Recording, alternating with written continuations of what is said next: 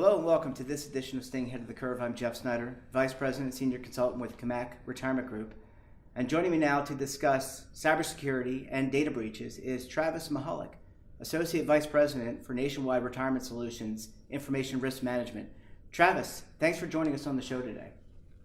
So, what are the greatest data security threats facing corporations and governments today? Today, the bad guys, the hackers, are using many different techniques to break in, hack into corporations and organizations. Social engineering, trying to trick users to disclose their user IDs and passwords through a technique called phishing. They're attacking websites, trying to look for known vulnerabilities, weaknesses to break in and steal credit card data, personally identifiable, sensitive information, to do bad things. So are there even greater data threats for financial organizations?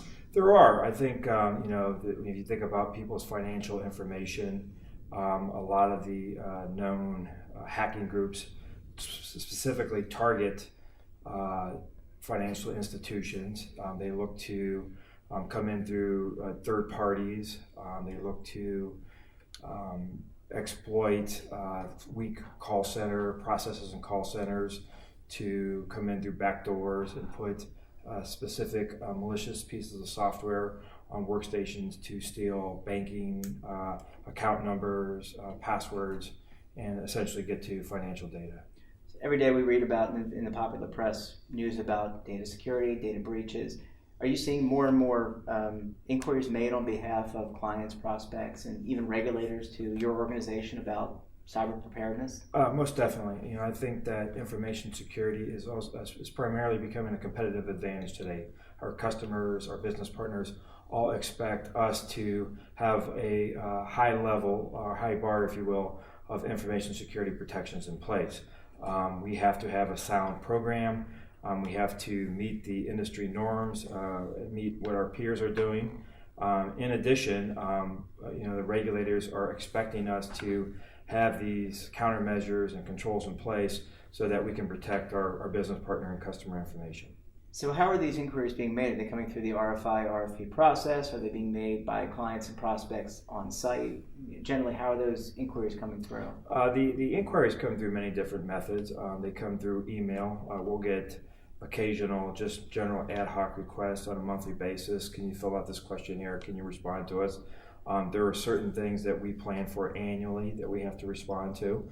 So they're becoming much more prevalent in the future, but we're prepared and we try to answer and respond to those as best we can. And could you share some best practices in terms of safeguarding employee and employer data from your own experiences? Sure. We're very diverse in the way we do computing today. We use our cell phones, our iPads, our workstations, and we really need to take a defense in-depth approach. It's not one solution fits all. You have to look at different solutions, different types of technologies, sound processes to protect your mobile technology, strong passwords. You have to look at implementing antivirus software, software that detects bad things. You have to keep your software up to date, what they call technical currency, and patches consistently and ongoing. Apply those so that you stay ahead of the bad guys, if you will. So technology and infrastructure really is a competitive advantage for record keepers and service providers. But how do you balance that need to develop the infrastructure with balancing it against the security and data requirements? So, the analogy I'll use is, whether you're building a house, what have you, you have to have alarm systems in place. You have to have locks on the front doors.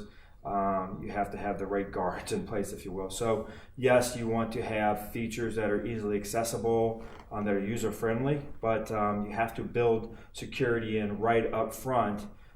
Because if you try to put it in later, your alarm systems, it's much more expensive. So you have to think about how you're going to protect the data as you build your systems as you go along. So. And how has the mindset of the technology professional evolved? I mean, it used to be just about the infrastructure development, doing the programming and making sure that you were growing your technology infrastructure, but now I would imagine things have changed for those individuals. Most definitely. I've been in IT for 25 years now, and software developers didn't even think about security as they were building software.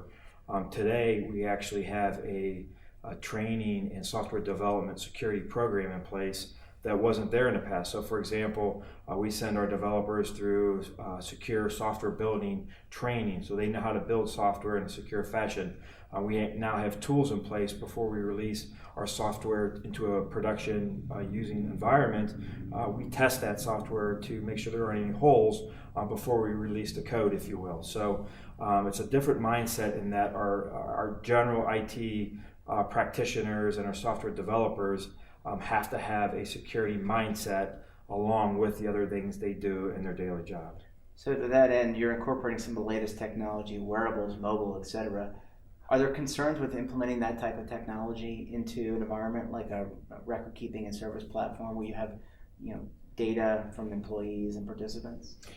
Most definitely. So becoming mobile and really taking our data out the door, we have to look at different ways that we protect that data. So for example, your cellular phones or your portable phones, making sure that they're password protected.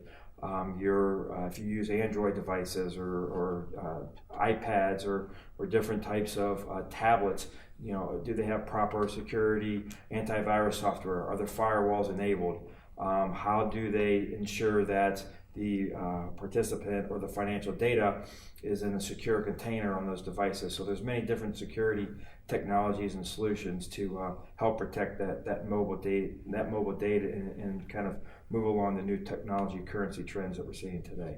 So does that need to provide this additional layer of security?